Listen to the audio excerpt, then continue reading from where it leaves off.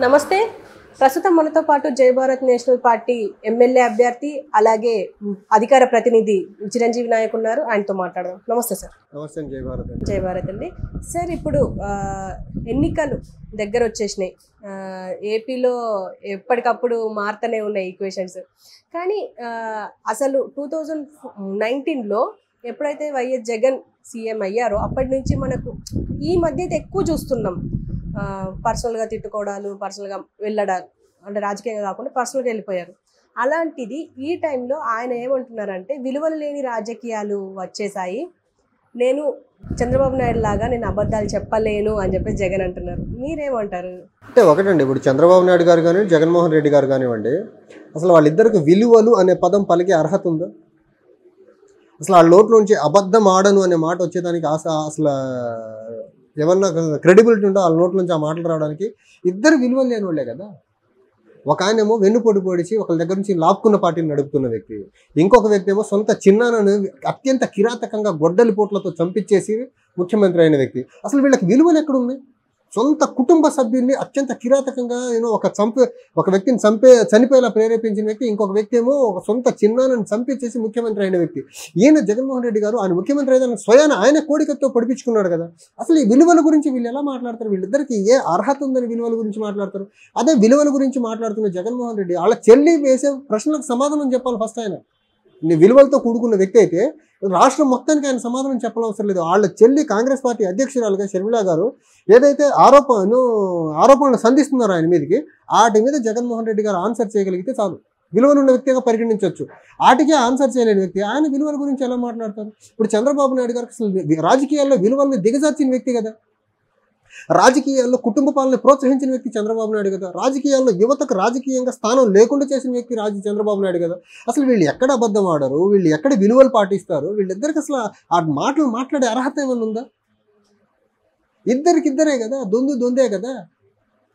ఒక 5 సంవత్సరాలు ఒక ఆయన మోసం చేస్తే ఇంకొక 5 సంవత్సరాలు ఇంకొక ఆయన మోసం చేశారు ఆంధ్రప్రదేశ్ రాష్ట్రానికి అభివృద్ధికి నోచుకోకుండా. ఒక ఆయన సింగపూర్ రాజధాని అంటే ఇంకొక సింగపూర్ లాంటి రాజధాని అని ఒక ఆయన అంటే ఇంకొక ఆయన అంటున్నాడు 3 రాజధానులు అంటున్నాడు. ఈ రకంగా 10 సంవత్సరాలుగా ఆంధ్రప్రదేశ్కి తీరని ద్రోహం చేస్తున్న వ్యక్తులు వీళ్ళు అబద్ధం ఆడమంటారు. ఇప్పుడు జగన్మోహన్ రెడ్డి గారు అబద్ధం, ఇప్పుడు చంద్రబాబు నాయుడు గారు 2014-19 మధ్య ఎన్ని మాటలు మార్చారు ఆయన? రుణమాఫీ అన్నారు, చేయలేదు. తర్వాత స్పెషల్ కేటగిరీ స్టేటస్ విషయంలో ఆయన చెప్పని అబద్ధం ఏమన్నా ఉందా? ఫస్ట్ స్పెషల్ కేటగిరీ స్టేటస్ కావాలన్నారు, తర్వాత వద్దు ప్యాకేజ్ సరిపోతుందన్నారు, తర్వాత మళ్ళీ ప్యాకేజ్ కాదు మళ్ళీ స్పెషల్ కేటగిరీ స్టేటస్ కావాలన్నాడు. ఎన్ని మాటలు మాట్లాడాడు ఆయన? డెడ్ లైన్స్ పెట్టి పోలవరం పూర్తి చేస్తామన్నారు, చేశారా? సింగపూర్ను మించిన రాజధాని కడతామన్నారు, కట్టారా ఆయన ఏం చేశారు ఆంధ్రప్రదేశ్కి? సేమ్ ద కేసు జగన్మోహన్ రెడ్డిని చూడండి. 2019లో గెలిచేదానికి ఆయన చెప్పని హామీ, మోసపూరితమైన హామీ ఏదైనా ఉందా? చెప్పిన తర్వాత ఏమి నెరవేర్చాడు? సంపూర్ణ మద్యపాన నిషేధం అయిందా? మెగా డిఎస్సి నోటిఫికేషన్ ఏమైనా ఇచ్చాడు? జాబ్ క్యాలెండర్ ఇచ్చారు? రాజధాని అమరావతిగానే ఉంటుందన్నారు, రాజధాని అమరావతిగానే ఉంచాడు ఆయన? ప్రత్యేక హోదా కేంద్రం మెడలోంచి తీసుకొచ్చాడు ఆయన? ఎన్ని అబద్ధాలు జగన్మోహన్ రెడ్డి కానీ మన చంద్రబాబు నాయుడు గారు చెప్పింది. వీళ్ళు అబద్ధం ఆడమంటారేంటి? అసలు వీళ్ళకి ఎక్కడ అసలు నైతికంగా అర్హత ఎక్కడుంది? అసలు సిగ్గుపడాలి వీళ్ళ మాటలుంటే.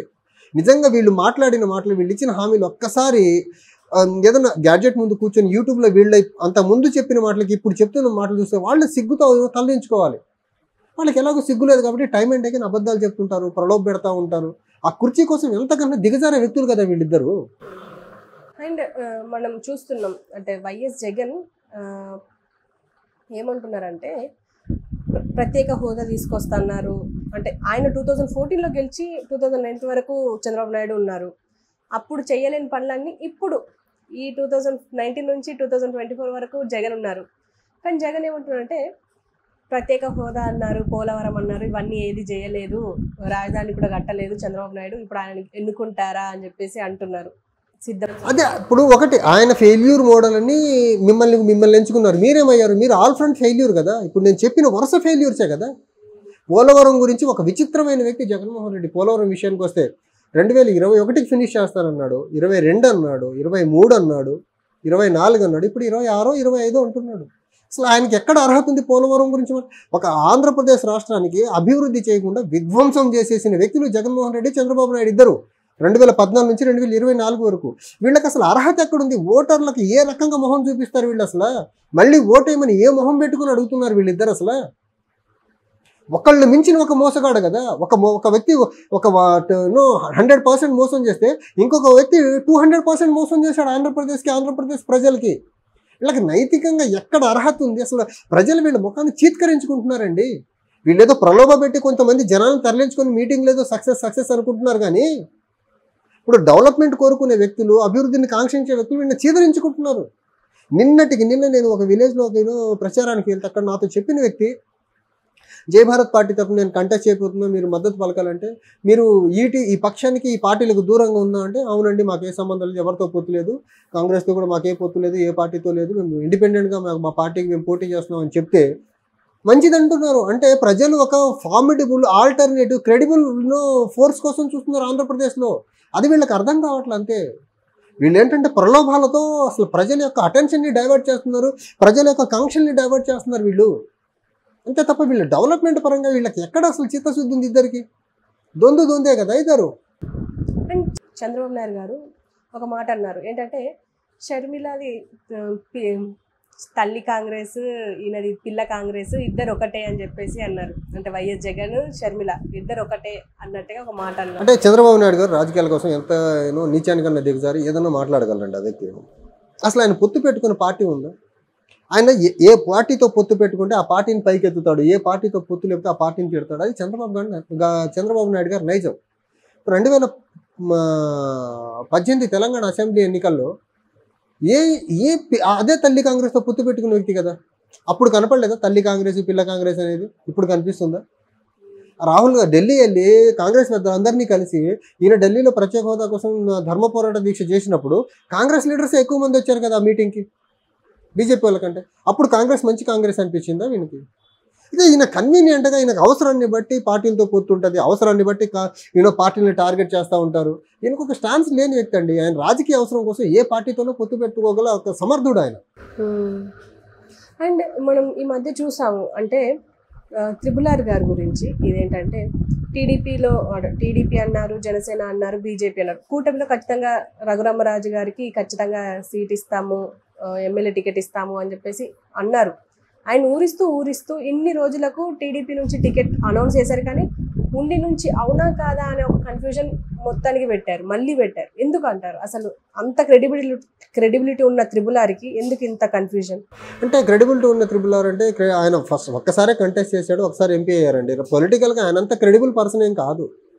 సో క్రెడిబుల్ పర్సన్ అయ్యుంటే మేబీ బీజేపీ ఆ నరసాపురం టికెట్ ఇచ్చేవారు. క్రెడిబిలిటీ నమ్మదగ్గ వ్యక్తి కాదనే కదా అక్కడ నరసాపురం టికెట్ ఆయన కాకుండా వేరే వాళ్ళకి ఇచ్చింది. Though he's a sitting MP first thing. And second thing ఏంటంటే ఆయన ఒక మాట అన్నారు, నా సీటు నాకు ఇప్పించలేని పోలవరం కడతారా అంటున్నారు. దానికి ఆన్సర్ చెప్పాలి చంద్రబాబు గారు. ఏంటంటే ఒక నమ్ముకున్న వ్యక్తికి సీట్ ఇవ్వలేని వ్యక్తి చంద్రబాబు నాయుడు గారు. అలా చాలామంది ఉన్నారు, బయటపడట్లే అందరూ. అంతే. నమ్ముకున్న వ్యక్తికి సీట్ ఇవ్వలేదు, నాకు సీట్ ఇవ్వలేదు, పోలవరం కడతారని క్వశ్చన్ చేశారు. దానికి చంద్రబాబు నాయుడు గారు ఏ ఆన్సర్ చెప్తారు? అలా చెప్పిన తర్వాత కూడా ఆయన మళ్ళీ పార్టీలో జాయిన్ చేసుకుంటారు, ఉండి టికెట్ అంటున్నారు, లేకపోతే మనకు నరసాపురమే ట్రై చేస్తున్నారు అంటున్నారు. అసలు క్రెడిబిలిటీ ఎక్కడుంది చంద్రబాబు గారికి? మొన్న త్రిపుల్ ఆర్ గారికి టికెట్ రాకపోతే ఆయన ఆ రకంగా ఎండార్స్ చేశారు, క్రిటిసైజ్ చేశారు ఆయన. నాకు టికెట్ ఇవ్వలేని పోలవరం కడతారంటే ఎవరు నమ్ముతారు వీళ్ళని అనేసి. అలాంటి వ్యక్తిని పార్టీలో జాయిన్ చేసుకున్నారంటే చంద్రబాబు నాయుడు గారు ఏ స్థాయికైనా దిగజారుతారనేది అర్థం అవ్వట్లేదా మనకు? అంటే మన రఘురామకృష్ణరాజు గారికి ఏ సీట్ ఎక్కడిస్తారు ఇప్పటికీ ఎవరికీ తెలియదండి, ఎవరికీ తెలియదు. అది కూటమి పరంగా పోటీ చేస్తారా, పోటీ చేయకుండా అలా పక్కన పెడతారనేది కూడా ఎంపీటీనే. అలాగే అంటే ఒక త్రిపుల్ ఆర్ గారి విషయంలోనే కాదు, చాలా అంటే ఇప్పుడు జనసేన అయి ఉండొచ్చు, ఇటు బీజేపీ అయి ఉండొచ్చు, అటు టీడీపీ అయి ఉండొచ్చు, ఏదో ఒక విషయానికి కన్ఫ్యూజన్ క్రియేట్ చేస్తూనే ఉన్నారు. ఈవెన్ పవన్ కళ్యాణ్ కూడా పిఠాపురం నుంచి అవునా కాదా, చేస్తారా చెయ్యారా అని చెప్పేసి అదొక కన్ఫ్యూజన్. ఇటు త్రిపుల్ ఆర్ గురించి చాలా మంది సిట్టింగ్ ఎమ్మెల్యేలు కూడా బాధపడిన సందర్భాలు మనం చూసినాం, ఇప్పటికీ చూస్తున్నాం కూడా. అసలు ఇంత కన్ఫ్యూజన్ ఎందుకు క్రియేట్ అవుతుందంటారు? అంటే ఒకటండి, ఇప్పుడు ఆంధ్రప్రదేశ్లో ఈ ఒక పక్షము రెండో పార్టీ ఏంటంటే రాబోయే ఎన్నికల్లో మనం గెలవకపోతే రాజకీయంగా మన అస్తిత్వం ఉండదు. So by hook are crook ఏదో రకంగా మనం అధికారాన్ని చేజిక్కించుకోవాలనే ప్రయత్నంలో భాగంగా ఈ కన్ఫ్యూషన్, యాంబిగ్యూటీ, ప్రలోభాలు రోజుకు పెరుగుతున్నాయి ఆంధ్రప్రదేశ్ పాలిటిక్స్లో. ఈవెన్ ప్రజలకి ఇప్పుడు వీళ్ళు పెట్టే ప్రలోభాలు అంతకు ముందుకు ఒక 2 times 3 times పెరగబోతుంది. ఫస్ట్ ఇప్పుడు మనకు 2019 ఎలక్షన్లో ఓటుకు 2,000 ఇచ్చి ఉంటే ఇప్పుడు 4,000 5,000 ఇచ్చేదానికి కూడా వీళ్ళు అసలు కాంప్రమైజ్ అవ్వట్లా. ఎట్ ఎనీ కాస్ట్ ఎంత డబ్బు ఇచ్చినా, ఎంత మద్యం పారించైనా, ఎంత మద్యం ఓటర్లకు పోసినా, వాళ్ళ హెల్త్ పాడైపోయినా పర్లేదు కానీ మనం మళ్ళీ గెలవాలి అనేది రెండు పక్షాల్లో చాలా క్లియర్గా కనిపిస్తుంది. ఈ రెండు పక్షాల మధ్య జరిగే ఈ కాంపిటేటివ్ ప్రలోభాల వల్ల ఆంధ్రప్రదేశ్ రాష్ట్రం నలిగిపోతుంది, ప్రజల హెల్త్ పాడైపోతుంది.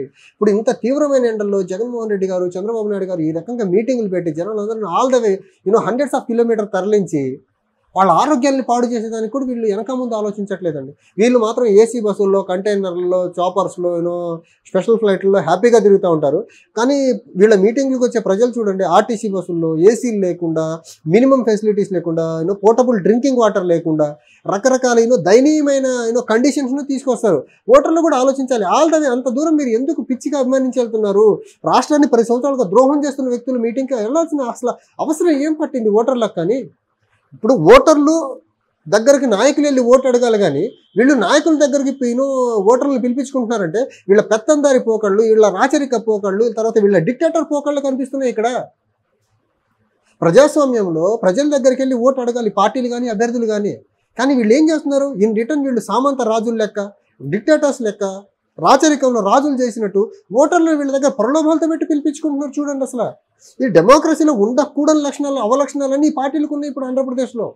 దానికి భిన్నంగా జై భారత్ నేషనల్ పార్టీ మేము ప్రజల దగ్గరికి వెళ్తున్నాము, మేము పెద్ద పెద్ద మీటింగ్లు మేము పెడుతున్నాం, మీరు రండి అని మేము జనాలను పిలవట్లేదు, మేమే ప్రజల దగ్గరికి వెళ్తున్నాం టైం తీసుకొని. మరి రాజకీయాల్లో నాయకులు, పార్టీలు ప్రజల దగ్గరికి వెళ్ళి వీళ్ళ భావాల్ని, భావజాలని, వీళ్ళ మేనిఫెస్టోని వివరించాలి. కానీ రివర్స్లో చేస్తున్నారు వీళ్ళు, ఏదో సామంతరాజుల్లా ఫీల్ అయిపోయి. ప్రజలు గమనించాలి దీన్ని. ఓకే సార్, థ్యాంక్ యూ అండి.